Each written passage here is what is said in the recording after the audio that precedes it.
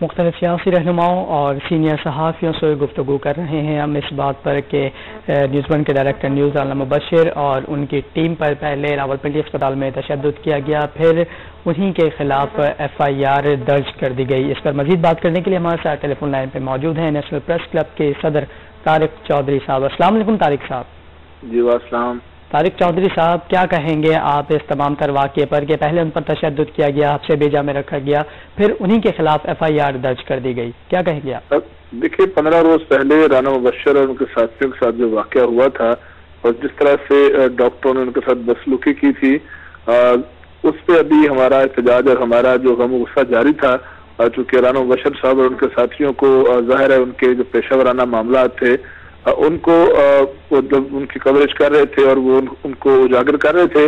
تو ڈاکٹروں کی جو ٹیم تھی انہوں نے ان کو غیر قانونی طریقے سے روکا تھا، اور ہمارا مطالبہ سب یہ تھا کہ ان ڈاکٹروں کے خلاف کارروائی کی جائے جنہوں نے ان کو تشدد کا نشانہ بنایا تھا۔ لیکن بجائے اس کے کہ ان ڈاکٹروں کو جو کہ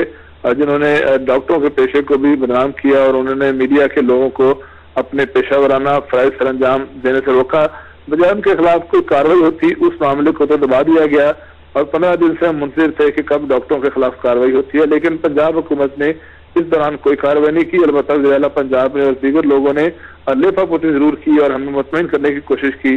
کہ جی ہم خاموش،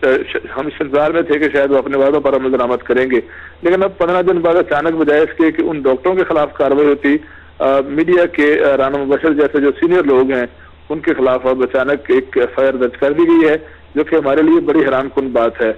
لگتا یوں ہے کہ پنجاب حکومت جب تک انتخابات تھے، ضمنی انتخاب تھا، اس وقت تک تو خاموش رہی، کیونکہ ان کا خیال ڈیفینیٹلی یہ ہوگا کہ اگر میڈیا کے کسی سینئر صحافی کے ساتھ کارروائی کی جاتی ہے تو پھر میڈیا میں ظاہر ہے اس کے خلاف غم و غصے کی فضا پیدا ہوتی۔ تو انہوں نے جو ہی اب ان کا انتخاب جو ہے انتخابی عمل مکمل ہوا ہے، انہوں نے فوری طور پر رانا صاحب اور ان ساتھیوں کے خلاف جو ہے وہ ایف آئی آر درج کی ہے، اور اس میں حیران کن بات یہ ہے کہ ایف آئی آر جو ہے وہ 15 دن بعد وہ درج کی گئی ہے، جب معاملے کی غرض جو ہے اس لحاظ سے بیٹھ رہی تھی کہ ہم ابھی خاموشی سے انتظار کر رہے تھے اسلام آباد پنڈی کی جو میڈیا کمیونٹی ہے، لیکن اب ہماری اطلاعات جو ہیں وہ یہ ہیں کہ جو پنجاب کے وزیر قانون ہیں جو خود غیر قانونی ایک پلازے کی تعمیر میں ملوث ہیں اور ابھی تک ان کے خلاف تو کوئی کارروائی ہوئی نہیں ہے، لیکن اس کی بجائے انہوں نے اپنے جو ان کی گورننس کے معاملات ہیں اور دیگر معاملات ہیں وہاں سے توجہ ہٹانے کے لیے انہوں نے اب رانا مبشر کے خلاف ایف آئی آر درج کی ہے۔ سب سے پہلے تو حکومت پنجاب کو، پرویز رشید صاحب کو اور خود چیف منسٹر صاحب کو اس بات کی کلیریفیکیشن کرنی چاہیے کہ کیا اس ایف آئی آر کے پیچھے ان کے وزیر قانون ہیں یا نہیں۔ اگر ان کے وزیر قانون اس میں شامل ہیں تو پھر فوری طور پر جو ان کے اپنے معاملات ہیں، غیر قانونی پلازے کی تعمیر ہے اور دیگر معاملات ہیں، اس حوالے سے بھی رانا صاحب کے خلاف فوری طور پر ایف آئی آر درج کی جائے، اور اگر وہ ملوث نہیں ہے اس ایف آئی آر درج کرانے میں رانا مبشر کے خلاف تو فوری طور پر ان کو معافی مانگنی چاہیے، پنجاب حکومت کو معذرت کرنی چاہیے میڈیا کمیونٹی سے، اور یہ ایف آئی آر جو ہے اس کو فوری طور پر خارج کر کے ان کے خلاف یہ جو کارروائی ہونے والی ہے اس کو ختم کرنا چاہیے۔ ادروائز نہ صرف پنڈی اسلام آباد کی میڈیا کمیونٹی بلکہ دیگر ملک کے پریس کلبوں میں اور جو ہمارے یونینز آف جرنلسٹ ہیں وہ سب جو ہے وہ احتجاج پر مجبور ہوں گے، چونکہ ہم یہ سمجھتے ہیں کہ پنجاب حکومت میں شامل کچھ لوگ جو ہیں وہ جان بوجھ کر حکومت پنجاب اور میڈیا کے درمیان جو تعلقات ہیں ان کو خراب کرنا چاہتے ہیں۔ یہ موضوع۔ اچھا طارق چودھری صاحب، مختلف سینئر صحافیوں سے ہم بات کر رہے ہیں، کچھ کا یہ بھی کہنا تھا کہ یہ کوئی نئی بات نہیں ہے صحافیوں پر تشدد، تو آپ کیا کہتے ہیں کہ ایک تو پہلے تشدد کیا گیا پھر وہ ایف آئی آر درج کر دی گئی، اس طرح کے واقعات کی روک تھام کے لیے کیا کرنا چاہیے؟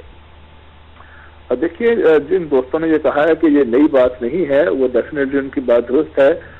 پاکستان کے جو جرنلسٹ ہیں، خاص طور پہ رپورٹرز اور کیمرہ مین اور باقی جو لوگ ہیں، وہ ہمیشہ ہی انہوں نے مشکل ترین حالات میں کام کیا ہے اور بہت طرح کے پریشر ہیں، پولیس کا پریشر ہوتا ہے، لوکل مافیاز کا پریشر ہوتا ہے، بہت سے محکموں کا پریشر ہوتا ہے، لیکن میں یہ چیز محسوس کر رہا ہوں کہ جو ہمارے پنجاب کے اور دیگر صوبوں کے جو ہاسپٹلز ہیں وہاں معاملات اس قدر بگڑے ہوئے ہیں اور وہاں ڈاکٹروں کی پرفارمنس اتنی بری اور اتنی پور ہے کہ جب میڈیا کے لوگ ان کے جو عوام کو وہاں اور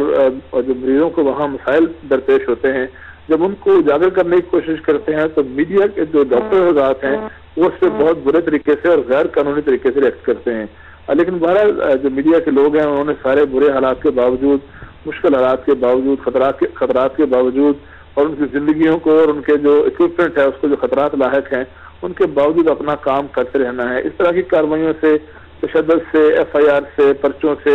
کارروائیوں سے ہماری جو پیشہ ورانہ لگن ہے اور پیشہ ورانہ آنیسٹی ہے اس پر تو کوئی اثر نہیں پڑے گا، بلکہ ہمارے لوگ جو ہیں اور زیادہ پرعزم ہو کر کام کریں گے۔ جہاں تک اس معاملے کو روکنے کا طریقہ ہے تو میں تو حکومت کو ہمیشہ یہ کہتا ہوں کہ آپ جو ہے اپنا کام کریں، اپنے دائرہ کار میں رہتے ہوئے اپنے کام کریں، ہمارا کام جو پروفیشنل کام ہے اس کو ہمیں کرنے دیں اور اس میں کوئی رکاوٹ نہ ڈالیں، چونکہ آج تک جس حکومت نے بھی میڈیا کے کاموں میں رکاوٹ ڈالی ہے الٹیمیٹلی وہ حکومت نہ صرف بدنام ہوئی ہے، ایکسپوز ہوئی ہے، بلکہ اس کا جو رخصتی کا عمل ہوتا ہے، اس کے زوال کا عمل جو ہوتا ہے وہ مزید تیز ہو جاتا ہے جب وہ میڈیا کے ساتھ پنگا لیتی ہے، خاص طور پر ایسے لوگوں کے ساتھ جو اپنے پیشہ ورانہ فرائض جو ہے ایمانداری سے اور خوش اسلوبی سے سر انجام دے رہے ہوتے ہیں۔ جی طارق چودھری صاحب، بہت شکریہ آپ کا نیوز ون سے گفتگو کرنے کے لیے۔